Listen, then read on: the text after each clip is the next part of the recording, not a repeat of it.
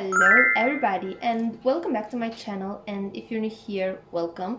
Today we are discussing the English Advanced exam and my journey with this exam, which I've taken without any help at all. I studied all by myself without any teacher or any tutor, nothing, just me and the online materials that I found and the materials which my friends who took this exam recommended. It's an exam that tests your English proficiency and your English level. As you know, English consists in 6 levels: A1, A2, B1, B2, C1, C2.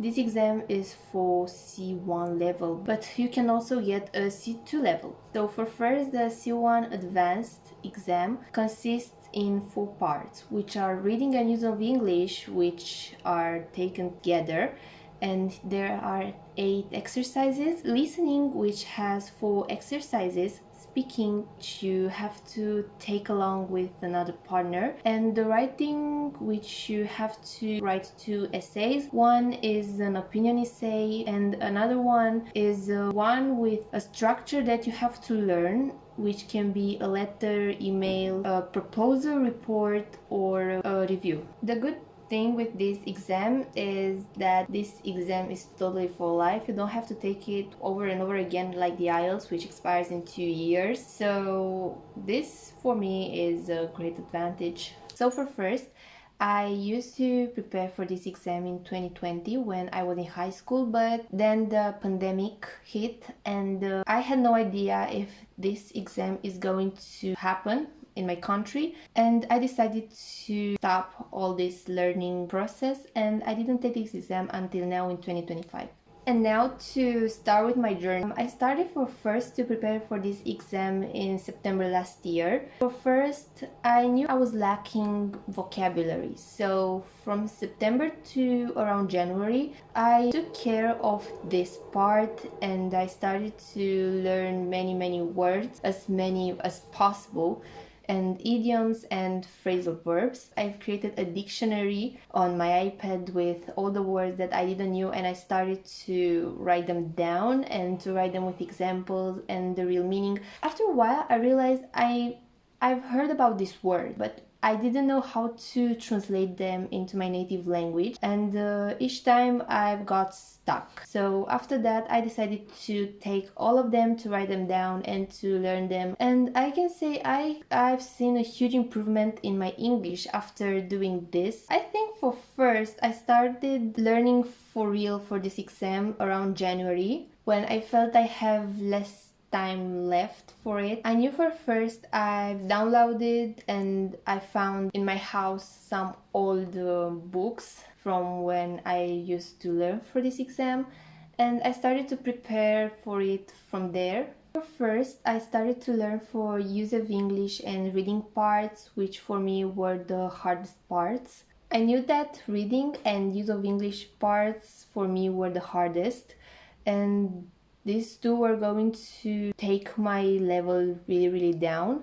So I started to prepare for them first, and then I think I was in March to April when I started to prepare also for the writing part. For first, I thought that I will have enough time for all those parts, but don't take after me and prepare for all these parts in time, because I started to learn for the writing part in March to April, and then for listening with 2 weeks before the actual exam. And for speaking, I started to study with the day before the speaking part, because that one for me seemed like it was the easiest part, and actually it really was the easiest part from the entire exam. So for the writing, I decided to get a journal and to create some characters who are telling their thoughts, and each time I was trying to use as many C1, C2 words as possible in my writing, and then I was asking ChatGPT to correct the entire essay and to tell me my writing level, and in this way I had the opportunity to improve my level. But every single time when I was asking it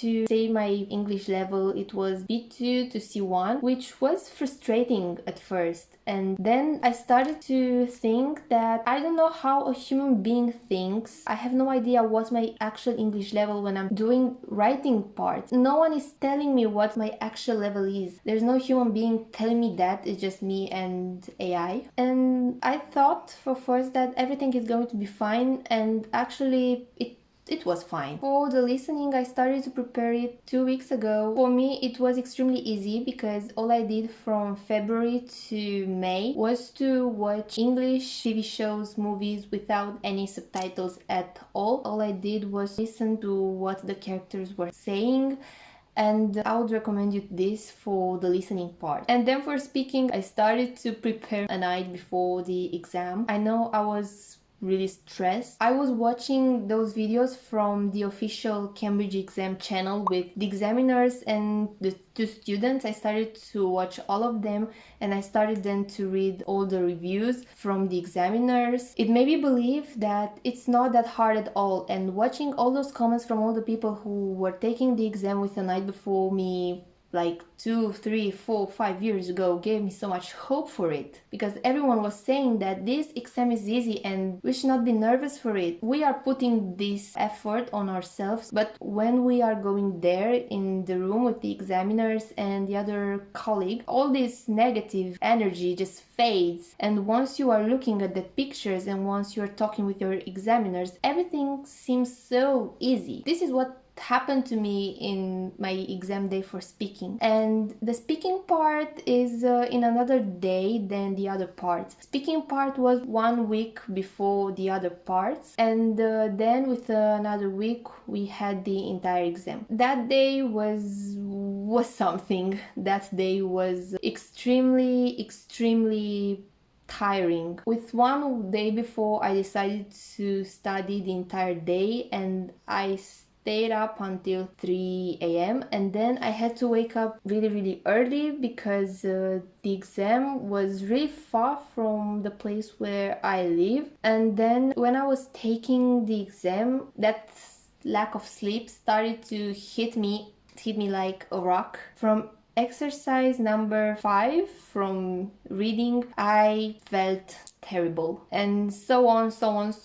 I felt like my entire body started to not respond. I was trying to keep myself to not fall asleep. Be sure you sleep well enough that night before going to the exam, because this exam takes a few hours. I started at 9 and I think I finished at 1:30, and you will have really short breaks between the exam parts, so you have to be prepared for that day. So don't spend that night studying just like me. Regarding the materials that I use for studying, again, I use ChatGPT, and if you have someone who's teaching you, don't use it.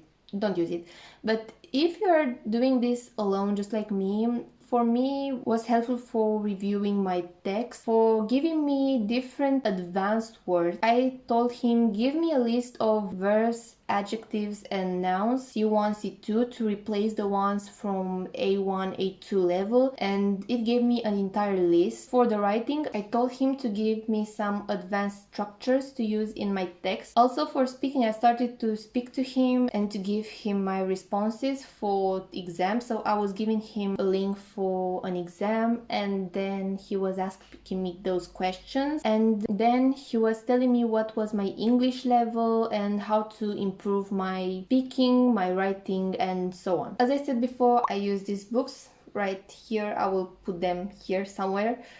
And also I used Facebook and Instagram. For Instagram, I will show here maybe the best account that I found. It's an account for idioms mostly, and there are many idioms for C2 level mostly, from movies and from TV shows, and it helped me a lot to see that many idioms are used in TV shows without even noticing that. As websites, I will leave them right here. These are the websites that I use for helping me with the writing part and the listening.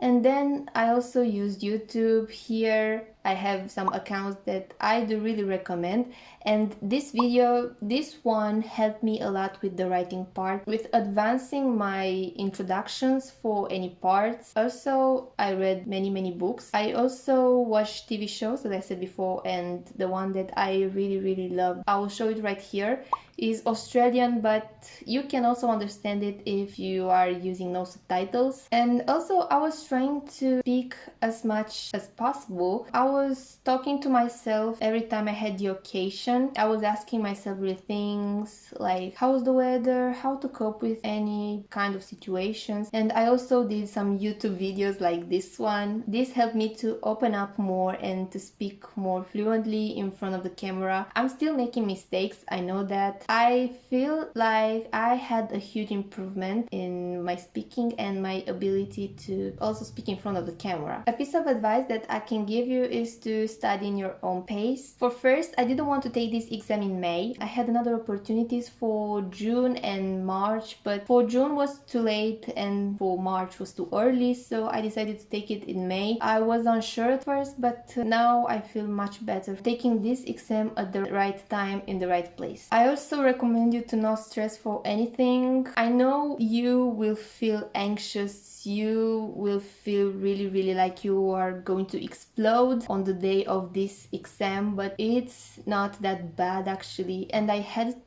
to test it on me first, but it's not that deep, it's not serious. If you are unsure, you are going to do well, you are going to be just fine, everything is going to be okay. You will stress for nothing, and after this you feel so much better, you feel so relieved, and you will start to think, why did I stress so much? And also the speaking part is the easiest part. Watch those videos from their official channel and trust me, it's not as difficult as it is in those videos. I had no idea when I took the exam. Everything felt like this exam was so easy and I was stressed for nothing. I felt so relieved when I came back home. I was like, what was that? Well, I had no idea this was going to be that easy, and I stressed for absolutely nothing. And now I'm about to share with you my results. So here it is. I don't know how visible it is from here, but here is my result.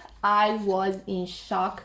I just woke up a few days ago and I saw the email telling me that my results are ready, and then with my drowsy figure I opened up the email and I saw this result and I was, whoa, is this for real? And then I looked at my entire scoring. I will put it right here to see. I'm still mad because at listening I was doing the best, and the audio quality at the exam was extremely bad and I barely could hear anything. I was at the limit of C1 right there, but then I was extremely relieved when I saw that I have over 190 at use of English and reading. It felt like a dream. I hope this video really helped you with everything you wanted to know for this. And if you have any other questions, don't forget to give a comment in the comment sections right there. Until next time, stay cool, stay healthy, and again, see you next time.